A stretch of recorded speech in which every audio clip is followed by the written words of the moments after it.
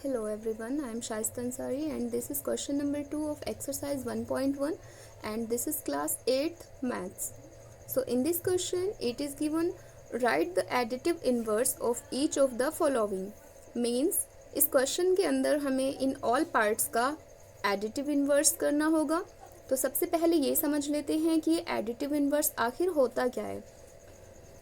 तो इन्वर्स का जो मीनिंग होता है ना वो होता है उल्टा करना. ये जो एडिटिव वर्ड है वो एडिशन वर्ड से रिलेटेड है एंड इन्वर्स का मीनिंग उल्टा करना होता है. दैट्स मीन इसमें एडिटिव इन्वर्स का मीनिंग हुआ एडिशन का उल्टा करना. अब जैसे कि यहाँ पर फर्स्ट पार्ट में हमारे पास 2/8 है, तो ये जो 2/8 है उसका एडिटिव इन्वर्स होगा वो होगा -2/8. तो 2/8 का -2/8 हो गया. तो एडिटिव इन्वर्स में ओनली इतना होता है कि जो चीज़ पॉजिटिव में होती है उसको नेगेटिव में कर दिया जाता है एंड अगर कोई चीज़ नेगेटिव में होती है तो उसको पॉजिटिव में कर दिया जाता है. तो एडिटिव इन्वर्स में एक चीज़ और की जाती है जिसका हम एडिटिव इन्वर्स लिख रहे हैं उस चीज़ को लिख करके एंड उसके आगे उसी का एडिटिव इन्वर्स लगा देते हैं तो आंसर हमारे पास 0 आता है. अब जैसे कि 2/8 का हमने एडिटिव इन्वर्स किया है एंड उसका एडिटिव इन्वर्स हुआ है -2/8, तो उसको हमने यहाँ पर लिख लिया है एंड जब हम इसको सॉल्व करेंगे तो उसको सॉल्व करने के बाद जब 2/8 में से 2/8 माइनस होगा तो हमारे पास बचेगा 0. तो किसी भी चीज़ का अगर एडिटिव इन्वर्स किया जाता है एंड अगर उसको सॉल्व किया जाए दोनों को एक जगह पे रख के तो आंसर 0 ही आता है.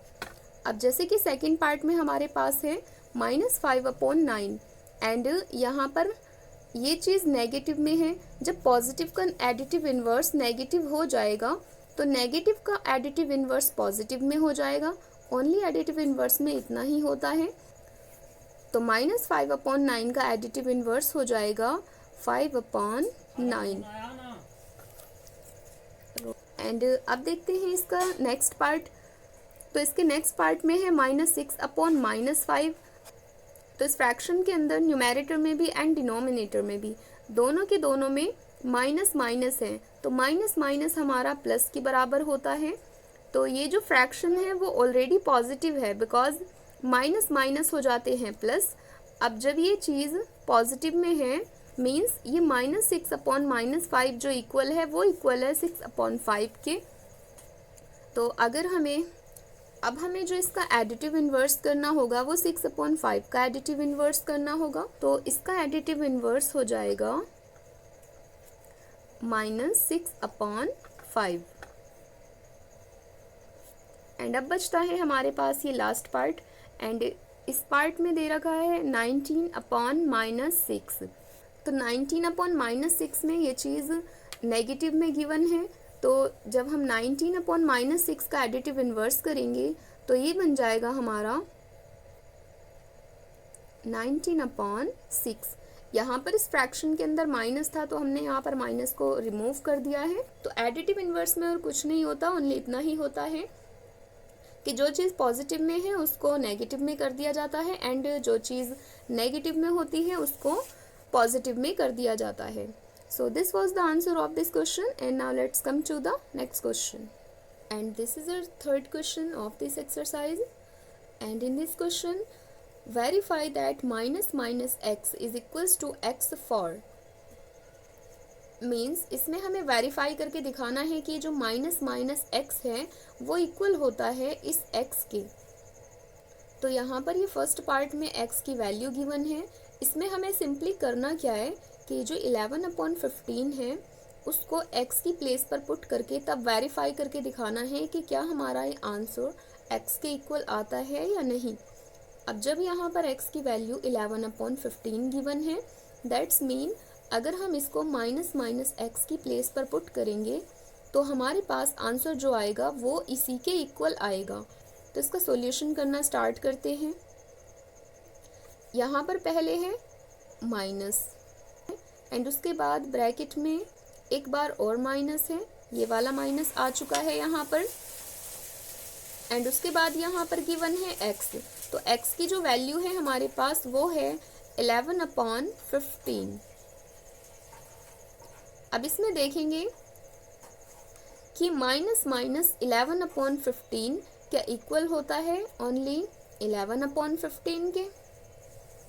तो यहाँ पर ये माइनस एंड माइनस है, माइनस से माइनस को जब भी मल्टीप्लाई की जाती है तो वो बन जाता है प्लस। अब माइनस माइनस जब प्लस बन जाएगा तो प्लस को हम स्टार्टिंग में शो ऑफ नहीं करेंगे, दैट्स मीन इसको हम लिखेंगे ओनली 11/15। तो 11/15 ही हमारे पास x की वैल्यू थी एंड 11/15 के ही वो इक्वल आ चुका है। So this is the answer of this question. तो सेकंड पार्ट में इसमें गिवन है x is equals to -13/17 and यहाँ पर भी हमें इस x की प्लेस पर x की ही वैल्यू को पुट करना होगा। तो अब आते हैं सेकंड पार्ट की तरफ। इसी क्वेश्चन का ये सेकंड पार्ट है, इसमें x की वैल्यू -13/17 गिवन है। इस पार्ट में भी हमें इसको वेरीफाई करके दिखाना है that minus minus x is equals to x. तो यहाँ पर इसकी वैल्यू को पुट करना स्टार्ट करते हैं। जहाँ पर हमारा ये x है वहाँ पर उसकी जगह पर हमें पुट करना होगा x की वैल्यू को, एंड x की वैल्यू में हमारे पास ऑलरेडी एक और माइनस है एंड दो माइनस के साइन हमें इसमें गिवन है। तो पहले हम x की वैल्यू को पुट करके देखते हैं, जहाँ पर x की वैल्यू आएगी उसके साथ में ही माइनस लगेगा।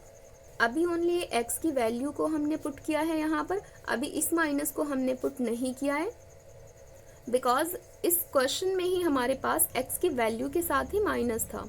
तो पहले हम इस वाले माइनस को यूज़ करेंगे एंड ये वाला जो माइनस है वो आएगा हमारा यहाँ पर। अभी हमने इस माइनस को ले लिया है एंड ये वाला माइनस हमारा ऑलरेडी x की वैल्यू के साथ में था एंड अभी हमारे पास एक और माइनस बाकी बचा हुआ है, तो इस माइनस को भी ले लेते हैं। तो ये माइनस हमारा यहाँ पर आ जाएगा एंड अब इसको हम सॉल्व करेंगे।